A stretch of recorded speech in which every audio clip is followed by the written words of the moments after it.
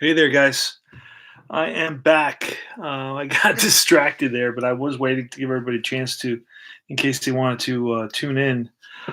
This is the stat report on my 163 game 1979 Mets payoff pitch replay. And I can start with pitching first, and I will comment a little bit as I go. Now, I, I have to offer a disclaimer. Um, and that's because when I started this replay, I was learning the game, and I believe that I may have allowed starting pitchers to go a little bit longer than maybe I should have, um, just because I was lazy to make pitching changes, and I didn't really. I was getting to know the teams, and I didn't, and so on. So I feel that my hitting improved in the second half of the season when I started getting to know the teams a little bit better and knowing who they were using and learning the system. And so that said, let's go to pitching. Let's start off with pitching now. I have the ERAs, which I don't believe can be. Um, I don't believe that the ERAs can be replicated. So, but hey, a top pitcher is still going to be with top numbers. So let's look and see if that is true. The Mets' best reliever had a 3.02 ERA for the season in payoff pitch. In reality, he was at 3.29. So that basically holds up pretty well. Now, Pete Falcone, although he had many losses, his ERA was 4.16. He had a 3.90 ERA. We're rounding off, right? So that's pretty close. I mean, relatively speaking, that's within a 35-point range, 25-point range approximately, right? So that's pretty good. Kevin Coble is interesting because he had a 3.51 ERA, but he had a tough early part of the season. And In our replay, he had a 4.23 ERA, but in reality, he had a 3.50 ERA. So that's, I mean, it's relatively realistic. And I bet you, if he hadn't had that tough early part of the season, he'd be much closer to 3.50. Because the second part of the season, he improved his ERA dramatically. Doc Ellis, Doc Ellis had a 6 ERA, and in actuality, and in our replay, right, he had a 4.68 ERA. So that's about a point 30 less than he actually had in reality. Now, when you go to the bullpen, that's a little bit of an anomaly because these guys came in, and sometimes I left them too long. Sometimes it was towards the end of the game. The Mets were losing. I was frustrated. So I just let them, pitch to a couple extra batters. So I can't really stand by these numbers in terms of how I played it. I don't think I was, I really followed best practice, you know, removing relievers, and I may have let them go too long when they were getting bombed. Um, I don't know. I don't know. But for example, Lockwood had a 1.49 ERA. He's way off with a 5.04 ERA in our replay. Now, who was the closest? Dale Murray, in reality had a 4.82 ERA, and in the replay had a 4.73 ERA. Twitchell was terrible in actuality, but in our replay, he was pretty good, about 2 points better. Now, another close one was Ed Glynn. He had a 3 ERA in actuality, and he was a 3.47 in our replay. Okay, so that's, I guess you'd give it 2 check marks out of 5, but I wouldn't even count the reliever section because, like I said, it was towards the end of the game. I play early in the morning. Hey there, Al. Going over the stats a little bit, analyzing the stats so I can basically allow people to get a feel. So when they replay their game and they get similar results, then they'll know, we can identify patterns and so on. I think we play an important part of improving our tabletop games, and doing this, helps other players and kind of and their results. It's like a scientific kind of, it's experimental, I think. We're always improving our games. Hopefully, right? There's some companies out there that have been around for 70 years and they've stopped improving them, 65 years ago. But there's other companies that throughout the eras, the decades, they've tried to improve their game, adding things and adjusting things, and that's cool. There's nothing wrong with that. So anyway, let's go to K's now.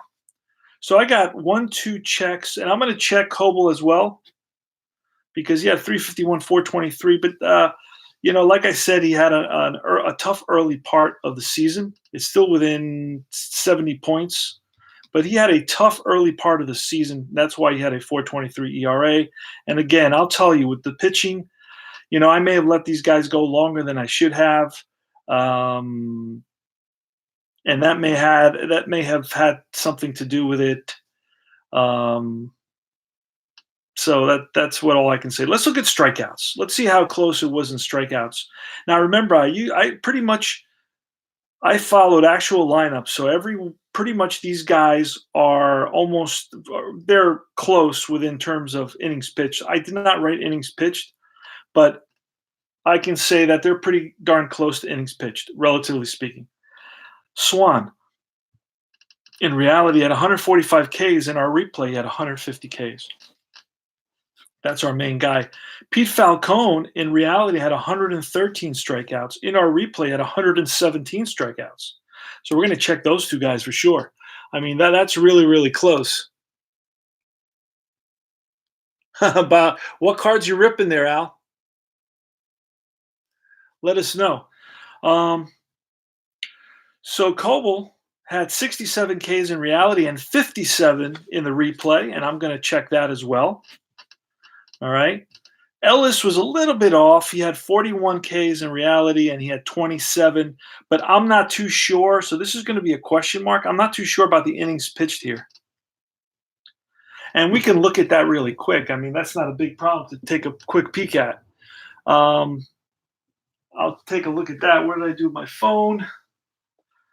So Doc Ellis Oh,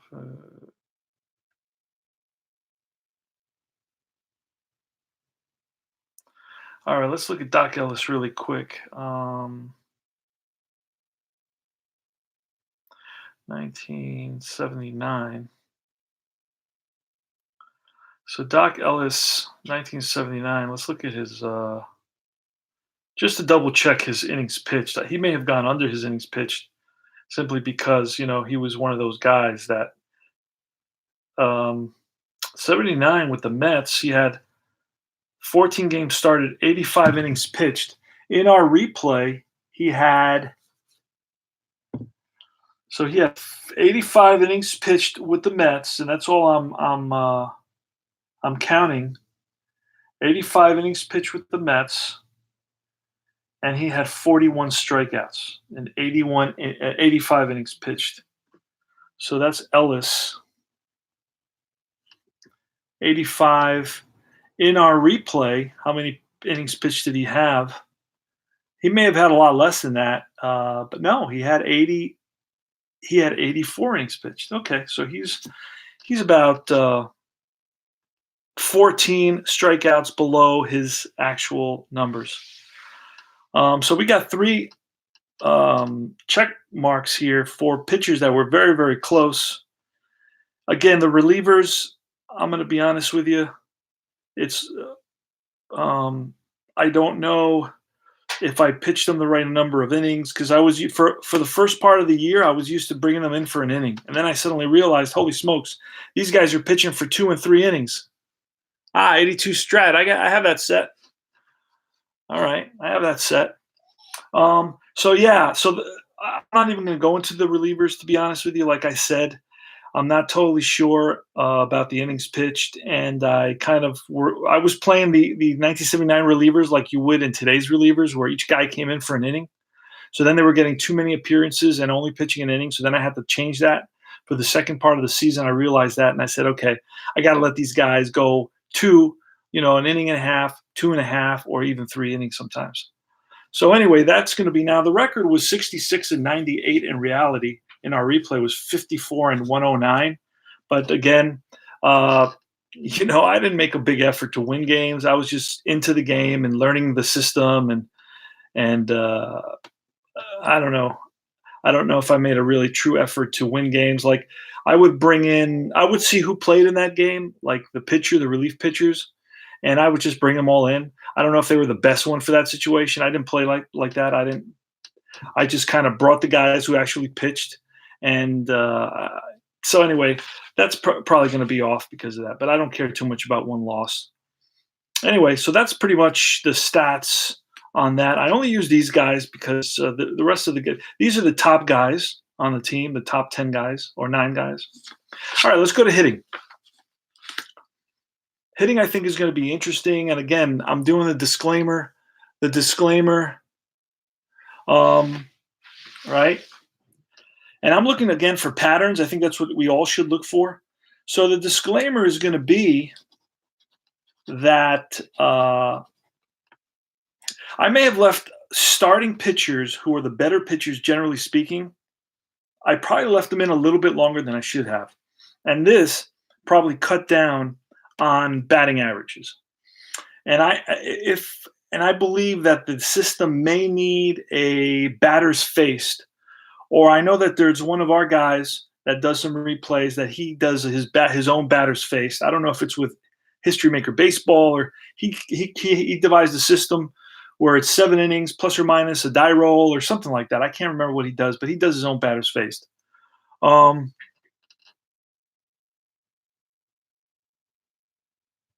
Yes, Al, I sure did enjoy it. It's a fun game. I mean, Payoff Pitch is a really, really, really fun game. Easy to play. It's very, very narrow or minute learning curve. So you're not going to suffer through it. It's basically chartless. After you learn a couple of things, it's basically chartless. All right, so let's go. Let's look at John Stearns. John Stearns, starting catcher. He batted 243 in actuality. In our replay, he batted 242. Now, the home runs he had in his first month of the season, he hit, I think, 7 home runs. So that threw his home run stats off because he ended up with 16 home runs, but I think 7 of those came in the first month. In reality, he had 9 home runs. In the replay, he had 16. But it's because of that, again, that first month, and just can't control that. It seemed like every time I rolled a home run, it was Stearns who was the bat. Okay, Montanez, a guy who was traded in August, right? So we're going to put a check next to Stearns there. Montanez, a guy who was traded in August, batted 234 with the Mets with 5 home runs. In our replay, he batted 232 with 7 home runs. So we're going to put a check mark there. That's almost identical. Okay. Flynn, right? Doug Flynn, second baseman. Now, this is where he really struggled in the first part of the season. And he was batting like 180 for the first part of the season. And then the second part of the season, he lifted his batting average like 30 points. Again, and I think it has to do with the way I was handling pitchers. Hold on a second. So it was the way I was handling pitchers. So where was I? 243. So he ended up batting 211, almost 30 points lower. He hit 4 home runs in the replay. In actuality, he hit four home runs in the replay. Frankie Taveras, in reality, the starting shortstop picked up from Pittsburgh at the beginning of the season for Foley, batted 263 in actuality and 240 in the replay. So I will check mark that. Pretty darn close. 1 home run versus no home runs in the replay. Richie Hebner, 268 in actuality. In our replay, batted 220. Again, probably has to do with the fact that I allowed starting pitchers to go much longer in the games. So that may have something to do with it. But the home runs are almost there. So 10 home runs in actuality, 8 home runs in the replay. Now, a guy named Henderson, I can't remember his first name, Steve Henderson. Steve Henderson, 306 in the replay. In actuality, and he batted 280 in the replay. 5 home runs versus 1 home run. Lee Mazzilli, this guy was very interesting. Lee Mazzilli, he's our starting center fielder for most of the season. And our all-star, he did go to the all-star game in 1979, batted 303 in actuality with 15 home runs. In our replay, batted 321 with 17 home runs. So we're going to put a big check mark there and a check mark next to Henderson. And then I'm going to go over and do one more thing. Youngblood, 275 in actuality with 16 home runs. In our replay, 244 with 14 home runs. So I think a lot of it was the batting averages, and I believe that has to do a lot with what I did. And that's the feeling I'm getting, but I'm not totally sure because I would have to replay it again to know. But if somebody else, they got to kind of be aware of not letting those starting pitchers, the better starting pitchers, go deep into the games all the time. Elliot Maddox, he was kind of a part-time guy. Now we're going to the part-time guys. He batted 268 in reality with 1 home run. In our replay, 224 with no home runs. Trevino batted 271. Alex Trevino batted 271 in actuality, 254 in the replay. So that's pretty darn close. I'm going to put a check mark there. Ed Kranepool, 232 in actuality, 230 in the replay with 2 home runs in actuality, 3 home runs in the replay. We're going to check that. Dan Norman. All right, Dan Norman batted 245 in reality, and in our replay batted 295. So he actually improved, but by pretty much, almost 40 points. So we're not going to give him a check mark there. So overall, and I want to see if I can find any patterns here. I want to identify guys that batted less by putting a little. What can I do here? Let me highlight the guys that batted lower than their actual batting average. So by 1 point, Stearns batted lower. By 2 points, it was Montanez. By a bunch of points was Flynn. By about 20 points was Taveras. Hebner batted less. Henderson batted less. Mazzilli batted higher. Youngblood batted lower. Maddox batted lower. Trevino batted lower. Cranepool by 2 points batted lower. And then it was Norman batted higher. So we're identifying trends here. So out of 1, 2, 3, 4, 5, 6, 7, 8, 9, 10, 11, 12, 10 out of 12 guys batted lower, okay, than in reality. What can I say? So the check marks are actually guys that were almost spot on. Despite batting lower, they were almost spot on. So let's highlight those a little bit differently. Let's give it, let's make those guys blue, right? So this was a definite. So this guy was pretty much on, pretty much on, pretty much on, pretty much on, pretty much on. So all those guys. So 1, 2, 3, 4, 5, 6, 7. 7 out of 12 were spot on pretty much in terms of, replay results. Now, home runs were almost identical all the way down. The only anomaly, I think there was one here, Stearns, and I explained that. There was a disclaimer in the fact that Stearns hit like 6 or 7 in the first month. But after that, if it hadn't been for that first month, he would have ended the year. He would have ended the year with about 9 home runs. So, I mean, this is almost identical. Home runs are almost identical.